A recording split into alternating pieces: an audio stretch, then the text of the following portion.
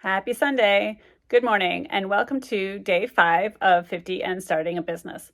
So, today, what I wanted to talk about are some selling techniques. So, yesterday, I kind of talked about how pretty much every job you have, any company you're starting, you're going to be doing sales, whether it's selling to get followers or selling to get paying customers or selling to, sell a, shirt in a retail shop. But there are some techniques, and I think I realized there's the two big ones that I've learned are one, you need to build trust.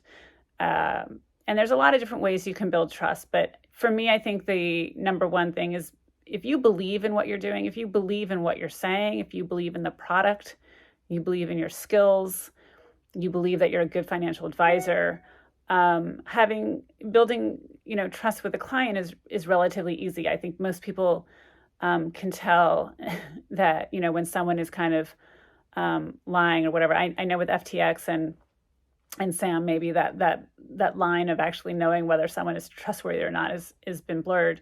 But usually you can tell it. And I do love what I do. I love having clients. I love being involved in the markets. And so I think that does come across, and I'm able to build trust with people. And then the other is making people feel good about themselves. And, I will say that you can't do that unless you mean it.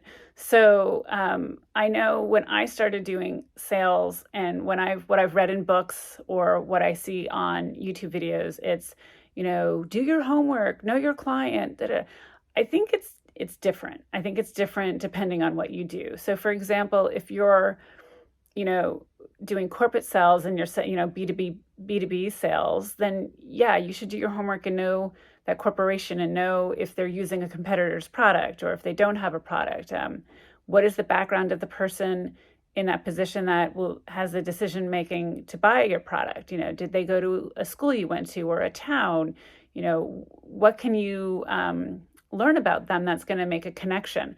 So I think that's true in business to business sales. And it's probably true in some retail sales. But for me, I do know other advisors that do their research on prospects before they meet them. I choose not to. Usually, I know where they went to school, and I can draw some conversation on that, or I might know where they live, because I've learned that from talking to them. But otherwise, I go and I have just organic conversations. So, for example, one client I have, when I called him and reached out to him, he was considering selling his business, and he had talked to some investment banks about selling his business. He thought I learned about him through that. And he goes, "So who told you I was selling my business?" And I said, no. I just, heard, I knew that you went to the similar school that I did. And so I decided to reach out, and we ended up having this wonderful conversation. And I think he trusts me more because I didn't get his name from the investment bank, which would have broken confidentiality rules and all that kind of stuff. Not on my side, but on the bank side. And we just had a wonderful organic conversation. And it did take 6 months to bring him on as a client. In that 6-month period, he had sold his business, and then a majority of the assets did come over to me because I had developed that conversation. But it ended up being more organic. And I feel that that's how I work best. If I went in and said, I'm going to ask about the daughter, and I saw the ski trip on the website, and I know that he did this before, he was an accountant before he did that, and I think I would be thinking of all these things I wanted to ask, which would be preventing me from really listening.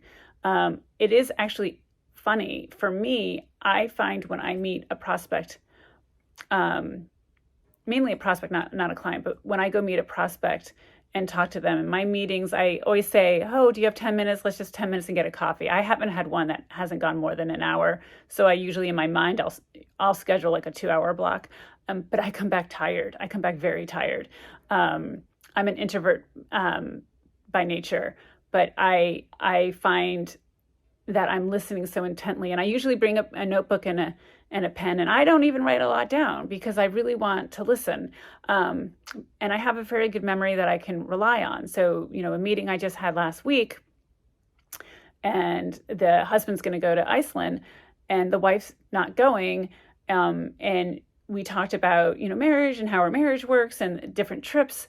And she talked about, she had actually gone to Iceland before. I remember most of the conversation. I remember exactly what they were wearing and everything. So, then when I get home, I'll write everything down. But I do make sure that I give 100% attention to my prospects when I meet with them. And partly, again, I love learning about their life. I love learning about their trips, seeing their photography. I have a couple clients that are into photography, and I love seeing where they've traveled and images that they believe were worthy of capturing out of an entire day spent on a safari. Like, okay, you took 5 amazing pictures that you chose to have on your website. Like, why? Like, what else did you see? And because there's things going on behind the scenes.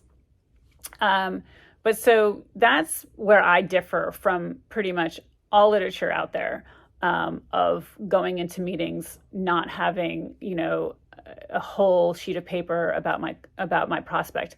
So I think take what I'm saying, take what you read, and then figure out what works for you. One thing that I've added, which I used to not do before, I write thank you cards, handwritten thank you cards, to the people for meeting with me. And I send it out. Well, it usually gets mailed the day after but I write it the day I get back. And it's usually just 3 sentences. I'll mention something that we discussed during the meeting. I don't say, I don't end it with, I look forward to you being with a client, I want to work with you, be my client, whatever. I just end it with, I really enjoyed meeting you, and I sign my name. And I have not gotten any feedback.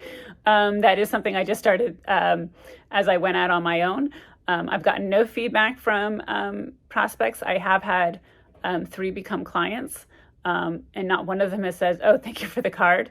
So I don't know if that's making a difference. To be honest with you, I didn't do it all my years at Morgan Stanley, and I did not. I have a pretty high prospect to client ratio of when I meet with someone. And I think that's half the battle, is getting someone to meet with you. At least that's what I find. Once I meet with someone, I think one person chose not to become a client that has met with me.